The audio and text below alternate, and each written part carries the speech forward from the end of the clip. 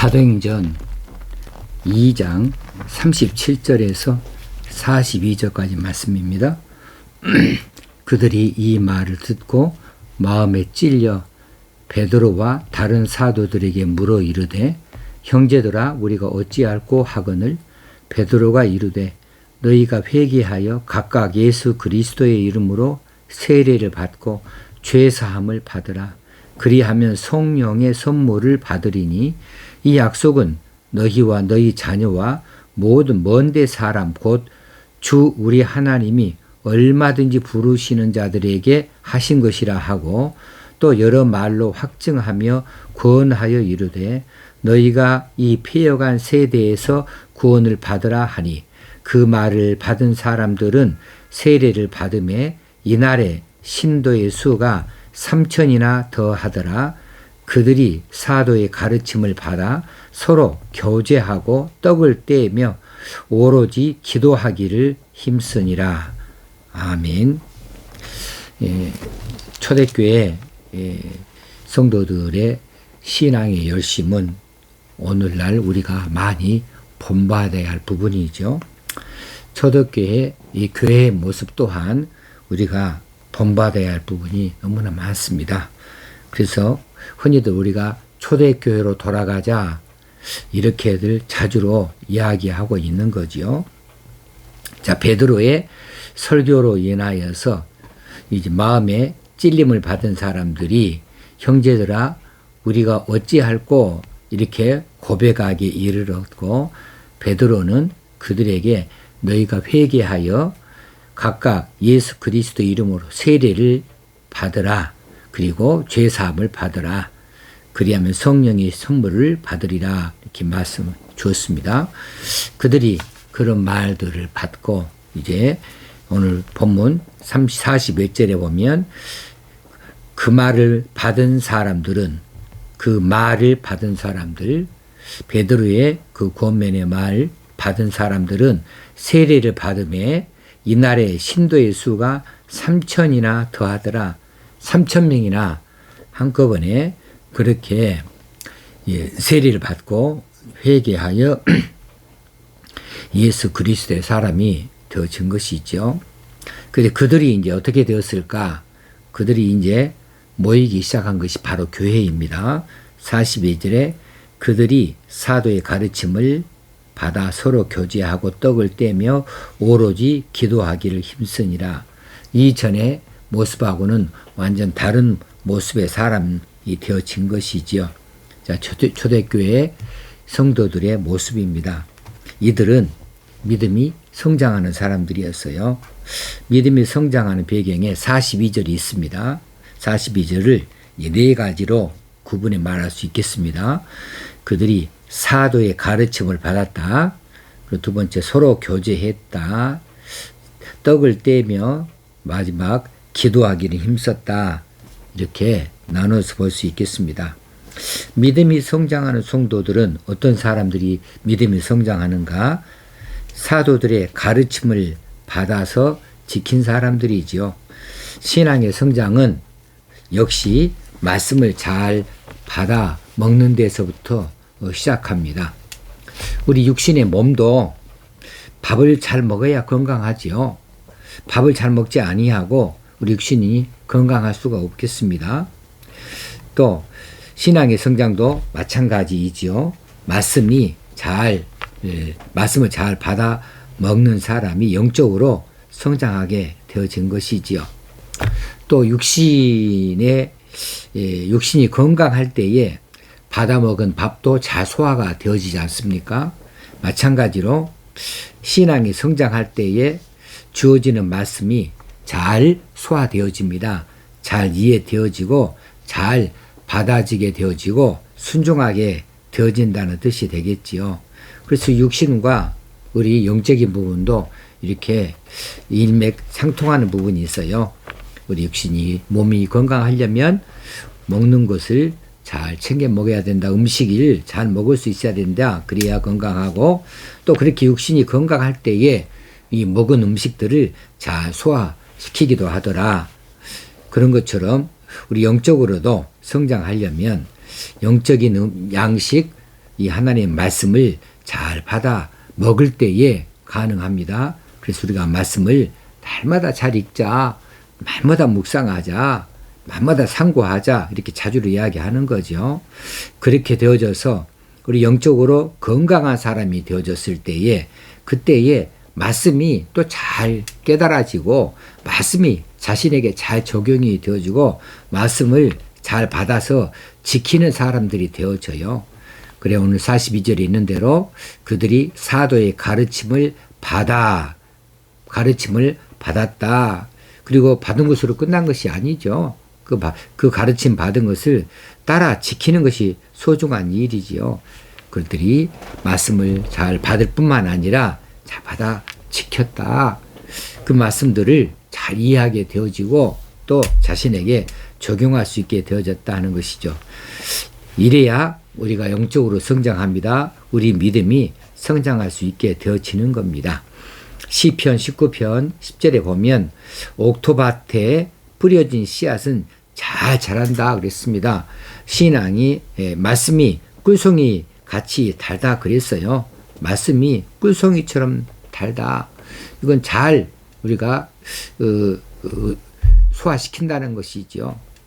어떤 건강이 여의치 않는 사람은요. 꿀은 먹여줘도 쓰다고 그래요. 좋은 말씀이 우리에게 기쁨으로 받아들여지게 되어지고 그 말씀에 우리가 순종할 수 있게 되어지는 이 마음은 우리가 영적으로 건강하다. 그렇게 확인할 수 있겠습니다. 옥토밭, 우리 마음밭이 옥토밭이 되어지면 하나님의 말씀, 그 씨앗이 우리 안에 잘 자라나게 되어지는 것이죠.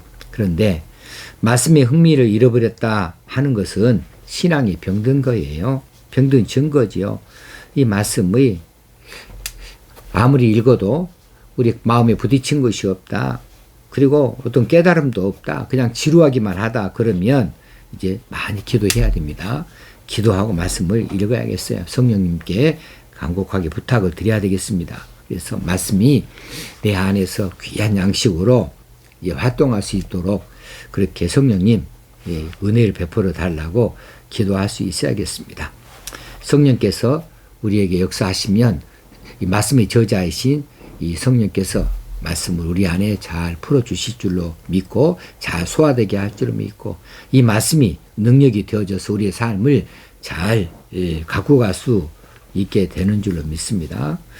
자, 사도들의 가르침을 받아서 그 말씀을 잘 지켰다. 그 말은 말씀을 액면 그대로 받았다는 거예요. 이 말씀, 이 베드로가 전한 이 말씀이 사람의 말이 아니라 하나님의 말씀으로 받아들였다.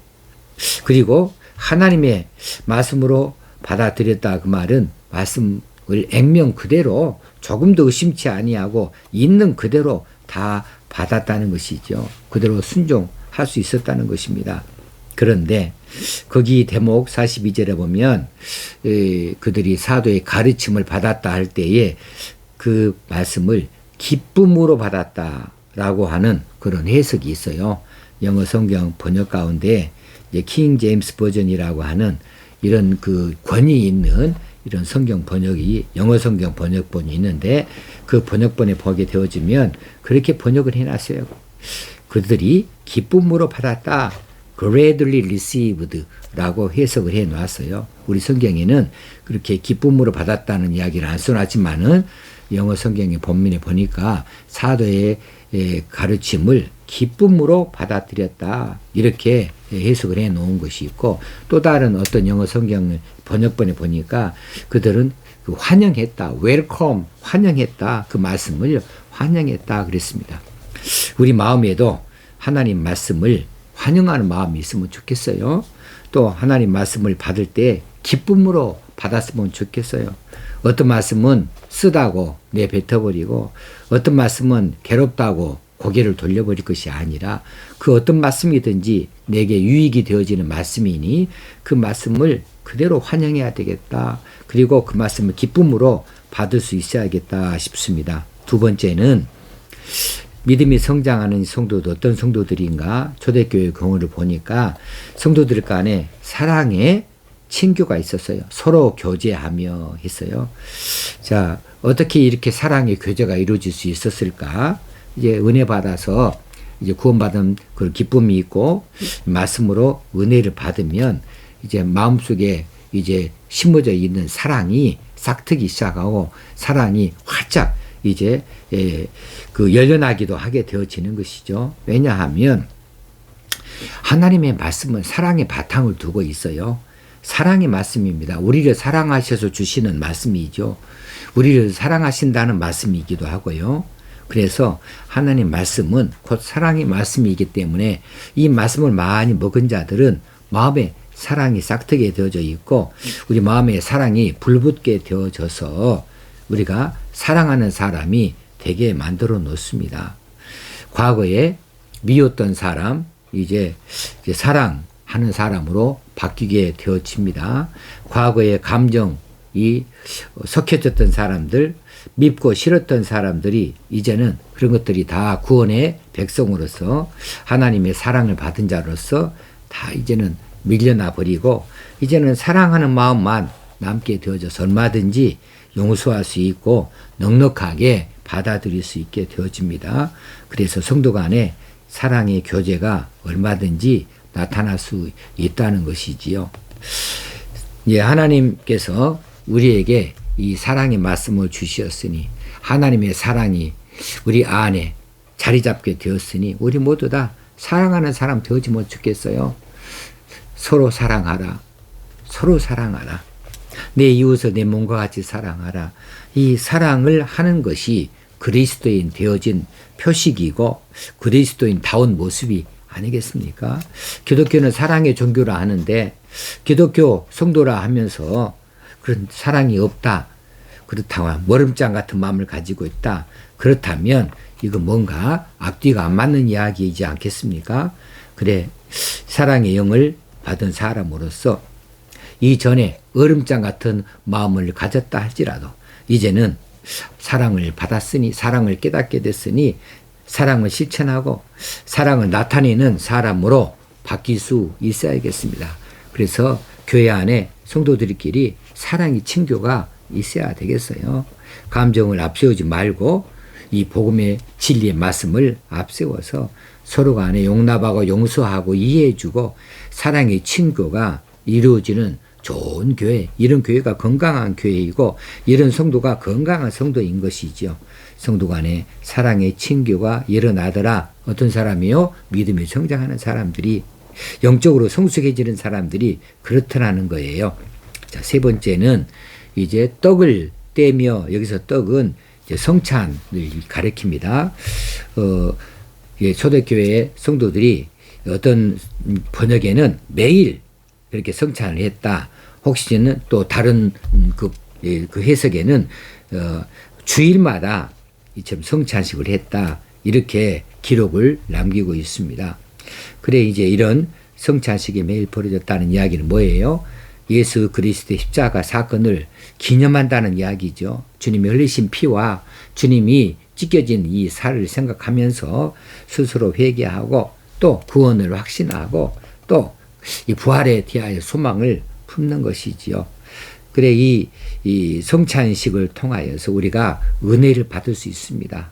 이 성찬은 그리스도의 속죄의 십자가를 생각하는 그런 것이기 때문에 은혜의 통로가 되어줄 수 있는 거예요. 자, 거기에 감격스러운 떡과 잔이 있었을 것이고 또 이것이 혹시는 매일 혹시는 매주일 계속해서 그렇게 반복적으로 일어날 수 있었다 하는 겁니다. 자, 그렇게 되어졌을 때에 이제 그들은 이제 헌신하는 사람이 되어져요. 주님이 나를 위하여서 십자가에서 피를 흘리시고 살을 찢기셨으니 나는 주님을 위해서 무엇을 할까? 그래서 이제 교회를 섬기는 일, 하나님 나라를 위하여서 이제 봉사하는 일, 이 일에 자신을 내어놓게 되어집니다. 헌신하게 되어집니다. 이것이 정상적인 이런 전개 방식이 되어지는 것이죠. 주님의 희생에 보답하고자 자원하여서 그들은 헌신했습니다. 자원하여서 억지로 하지 않았다는 이야기입니다. 억지로 할 수가 없었어요. 주님이 자원하여서 이렇게 십자가를 져 주신 것처럼 우리도 주님의 교회를 위하여서 자원하여서 헌신을 다짐할 수 있어야 되겠습니다. 그런데 우리가 지금 어떻게 헌신하고 있는가 스스로를 한번 살펴볼 일이에요. 마지막으로 이제 믿음이 성장하는 성도들은 어떤 성도냐 하면 기도하기에 전혀 힘쓰는 성도들입니다. 신앙의 성장과 기도는 반드시 상관관계가 있습니다. 신앙이 성장하는데 기도가 뒷받침이 안 된다, 그런 법이 없고요. 또 신앙 성장과 말씀은 반드시 상관관계가 있는데 신앙 성장하는 사람 말씀 없이 성장한다, 이것도 있을 수 없는 일입니다. 신앙 성장과 기도, 말씀은 반드시 상관관계가 있어요. 신앙의 성장의 그 밑바탕에는 이처럼 기도가 필요한 것이지요. 이제 기도의 초대교회 성도들이 기도의 능력을 알게 되어졌을 때 그들은 이제 이 기도하는 재미에 맛을 붙이게 되어집니다. 그래서 이 기도는 그냥 자기들이 좋아서 하는 거예요. 왜냐하면 기도하는 대로 결실이 맺어지니까 그 기도하는 대로 성과가 나타나게 되어지고 응답이 있게 되어지니까 그저 기도할 수밖에 없게 되어지는 거죠. 그들 앞에 닥친 고난은 그들로 하여금 기도하게 만들어 놓았습니다. 그래서 그들은 기도하는 사람들이었어요. 현대의 교회는 이제 얼마든지 편하게 믿을 수 있는 시대가 되어졌기 까닭에 이제 이런 어떤 그 핍박이 없습니다. 그러기에 이제 우리가 기도에 힘쓰지 않은가도 모르겠어요. 그런데 기도는 언제든지 우리가 부할 때나 빈할 때나 우리가 또 그 편할 때나 어려울 때나 언제든지 기도하라고 하는 것이 하나님과의 교통의 시간이고 하나님과의 그런 그 호흡이니까 반드시 필요한 것입니다. 근데 이 기도의 장애물이 있어요. 현대 사회에 기도의 장애물이 무엇일까? 바쁘다는 거예요. 시간이 없다는 거예요. 시간이 없다, 바쁘다, 이것들 때문에 우리가 기도의 시간을 마련하지 못합니다. 기도할 수가 없습니다. 그래 우리가 이런 것들을 뛰어넘어야 되죠. 아무리 시간이 없어도 아무리 바빠도 우리가 잠은 자듯이 우리가 음식을 먹듯이 우리가 숨을 쉬듯이 기도는 놓쳐서는 아니 되겠다, 이런 마음을 가지고 시간을 정해놓고 기도하는 시간 습관을 가져야 되겠고, 기도할 때에 정말 간섭받지 않는 기도, 깊숙이 하나님과 교제할 수 있는 이런 기도가 반드시 필요합니다. 이런 기도가 꼭 있어야 우리 믿음이 성장할 수 있는 것이고 하나님 뜻을 잘 이해할 수 있는 것이고, 그리고 우리가 거룩하고 경건한 삶을 살아갈 수 있게 되어지는 것이지요. 오늘 4가지를 살폈습니다. 성장하는 성도, 어떤 성도냐? 첫 번째, 사도의 가르침을 받는 사람들이고 지킨 사람들이다. 말씀을 잘 받아먹고 잘 소화시키는 사람들이다. 말씀을 액면 그대로 잘 믿었던 사람들이다. 그 말씀을 기쁨으로 받아들였던 사람들이다. 두 번째는 사랑의 친교, 성도들 간에 서로 사랑하는 사람들이었더라. 은혜의 말씀 받았고 하나님의 사랑을 받았으니 이 사랑으로 충만하게 되어져서 이제는 감정으로 살지 아니하고 사랑으로 사는 사람들 되어져서 서로 간에 이해해주고 용납해주고 품어주고 사랑하는 관계가 되어지더라. 세 번째는 이제 십자가를 기념하면서 이 성찬을 하면서 이제 주님의 은혜에 어떻게 보답할고 헌신하는 사람이 되어지더라. 헌신 교회에 여러 가지 일에 헌신할 제목들이 많이 있죠. 이것도 자원하여 사는 것입니다. 억지로 하지 않습니다. 기쁨으로 하는 것이죠. 마지막으로는 기도에 전혀 힘쓰는 사람이 되어지더라. 그래서 이 기도를 가로막는 현대의 여러 가지 장애물들을 뛰어넘어서 우리가 하나님을 사랑한다고, 또 하나님의 뜻이 무엇인지 또 우리가 더 힘을 얻기 위하여서 이렇게 자발적으로 깊이 기도에 들어갈 수 있도록 그런 자리를 마련하고 시간을 얻어낼 수 있어야만 하겠습니다. 이렇게 함으로 더 성장하는 성도 되어주고 더 영적으로 성숙한 성도들 다 되어져서 하나님을 기쁘시게 할 수 있고 하나님의 일을 넉넉히 잘 감당할 수 있고, 또 우리 살아가는 중에 우리가 해야, 우리 앞에 맡겨진 일들, 우리가 하고 있는 일들이 정말 잘 이루어질 수 있도록 그렇게 성장하는 성도 다 되어줄 수 있기를 주의 이름으로 축원합니다. 기도하겠습니다. 하나님 아버지, 오늘 이 말씀을 주시니 감사합니다. 어디 말씀 따라 사는 저희를 다 되게 하여 주옵소서. 초대교회 성도들처럼 열심히 있고 열정이 넘치게 하여 주옵소서. 예수님의 이름으로 기도합나이다. 아멘.